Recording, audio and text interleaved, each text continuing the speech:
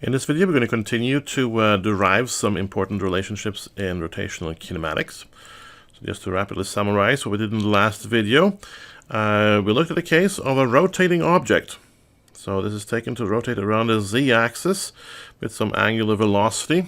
So we then have an angular velocity vector, which is equal to omega z hat. By the way, there's no loss of generality from doing this. We will get the same results. And we picked a point here on this object P. This is a disk, doesn't have to be a disk, but that's what we picked just to make things easy. This P has some vector that indicates its position, vector r. And we will describe this vector in two different coordinate systems. One that is inertial and not rotating with the object, and another one which is rotating and it's fixed in the object. So because this coordinate system S is fixed in the object, and because point P is also fixed in the object, then that means that the vector r is a constant in the rotating reference frame. So if you take its time derivative in the rotating reference frame, you're going to find that it's 0. The velocity, though, of P is not 0 in the non-rotating reference frame. So we can calculate that. That's the derivative of r with respect to s0, r with respect to t in the s0 frame. That's going to be the vector omega cross the position r. So I'm going to put up here again this picture of the Earth here, just to again show the distinction between the s0 and the s reference frame. The s frame rotates with the Earth here, so that these axes come out of the Earth at the same points all the time, whereas x0 and the y0 axes are stationary, and Earth moves with respect to them. So this is an important result.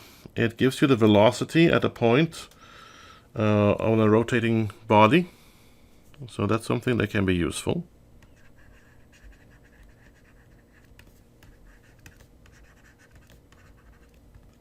But we want to make this relationship more general and useful not just for position vectors that are fixed in the body.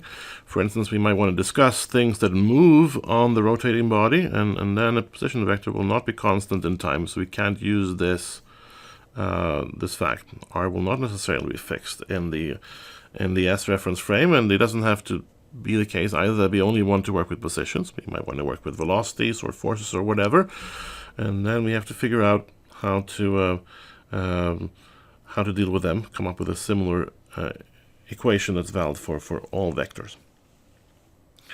So to do that, I'm going to just write down now the vector r in the two reference frames, in S0 and in S. So we're going to start writing it in S0. So it now has, I need some more space here actually. So it has 3 components. I'm going to call them R01, E01 hat, R2, E20 hat, like that. So it's the position in the S0 frame.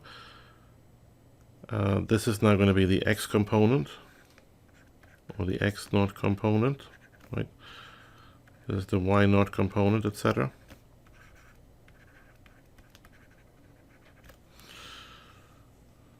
I will delete the Earth here.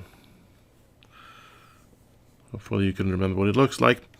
And then I can also write down the same vector in the S reference frame. It's the same vector.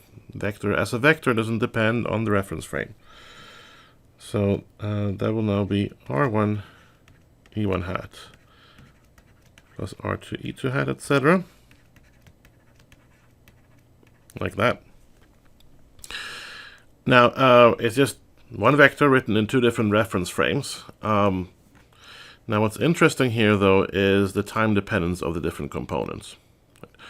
First of all, we can tell that R here is fixed in S. So that means that the components of the vector in the S frame are going to be constant. So these are all constants. R1, R2, and R3, the components in the rotating reference frame, they're constants. But if you look at the unit vectors here, they will be constant only in the S frame. Seen from the S0 frame, these unit vectors do change over time. And the same thing holds in reverse. These E1 0 hat, E2 0 hat, E3 0 hat, those unit vectors, they are constant in the S0 frame. If you were to look at them though from the S frame, they would not be constant. We're not going to do that here, but it's worth pointing out. And then finally these, the components, well, they are time varying. Right, because seen from the S0 frame, R is not constant. Since seen from the S0 frame, the unit vectors are, then R10, R20, and R20 have to vary in time. So now what I'm going to do is I'm going to write down this velocity here, so the derivative of R with respect to t in S0. So the velocity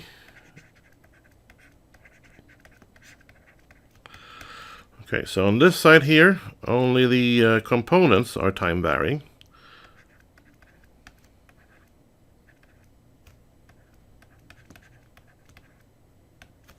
So that's convenient, that's an easy derivative to take.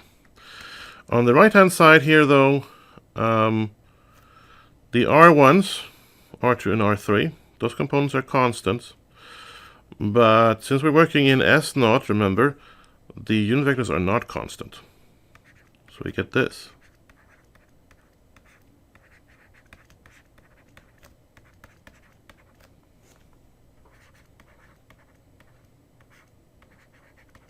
And it's important that you write out S0 here because they are vectors and the time derivatives of vectors depend on the frame you're working in.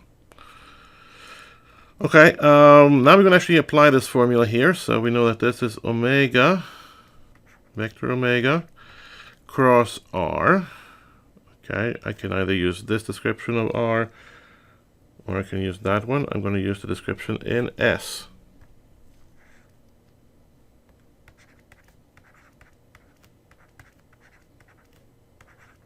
And the cross product is distributive, so I can just write this as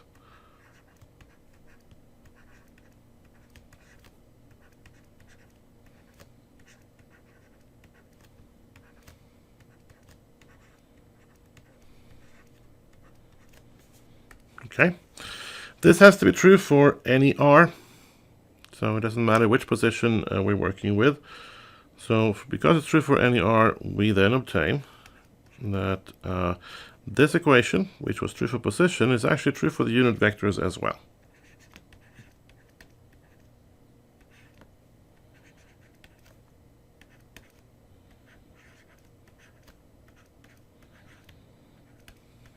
So that's useful to know. This relationship holds, and it's important here. I have to write which frame I'm taking this time derivative in. This relationship holds not just for the position vector, but it holds for the unit vectors. And since it holds for the unit vector, it will hold for any vector that's fixed in the rotating body. Right? So if I were to pick a vector, say over here, call it A,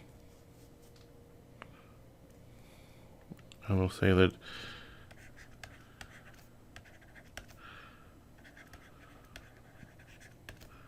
since A is fixed in the rotating body, it's fixed in S. So if that's true, well,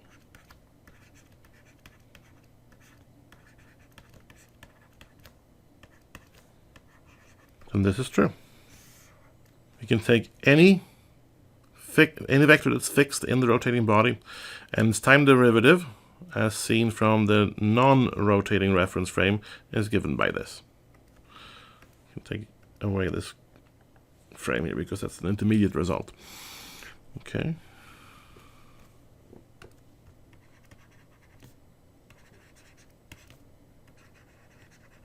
Okay, so that's a little more general, but we want to make it more general still. We don't want to confine ourselves to vectors that are fixed. Right? If we're working on this rotating body, we might be interested in things that are moving. So the position vector will not be constant over time, and it could be accelerating, so its velocity vector might not be constant over time. And for that reason, we need to generalize this even a little bit further. So let's introduce another vector, q.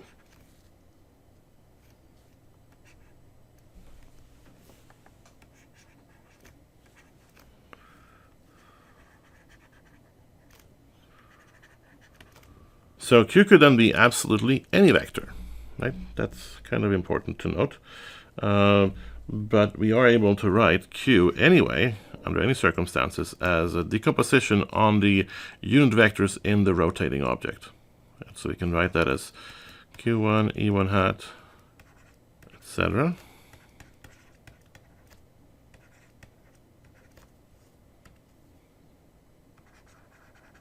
This is a decomposition on the rotating frame. Now, I'm just going to, since I don't want to write the same thing 3 times, I'm going to simplify things from now on and just write this as the sum over I and qi times e sub I hat. It's the same thing, just shorter. Okay, what we're interested in is the time derivative of q. Well, let's look at it in the S frame first. That's not going to be 0, right? But since in the S frame, E1 hat, E2 hat, and E3 hat are constant, we just get that this is equal to Q sub I dot EI hat. All right. Now let's look at the time derivative in the non-rotating frame. So what differs here now is that this is not 0. Again, for A it was 0, for the R vector it was 0. Now we're dealing with a more general case. So when we're taking this derivative now, we have to realize that in the S0 frame, both Q sub I is time dependent, and it will have the same time dependence in whatever frame, they're just scalars. And E sub I hat is time dependent in the rotating frame.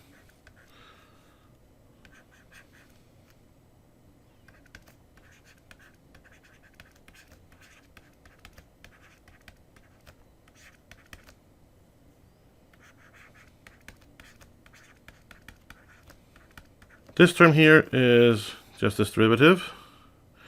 And then we can look at this term here. Well, using this result up here, we can replace it with omega cross E sub I.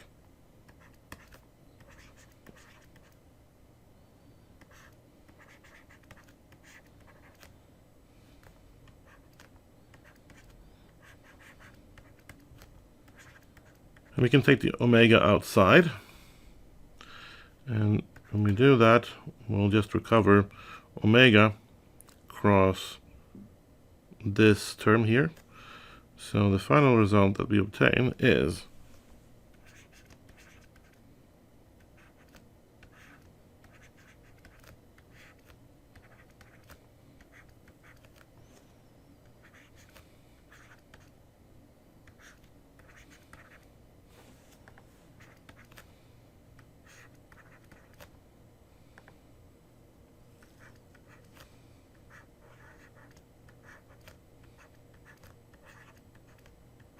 so, and this is true for all vectors.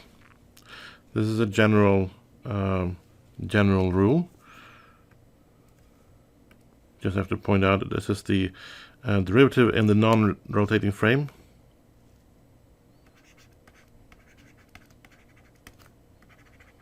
And this is the time derivative in the rotating frame. And omega is the rate of rotation of the rotating frame with respect to the non-rotating frame. And this is an important result that we're going to use a number of times from now on.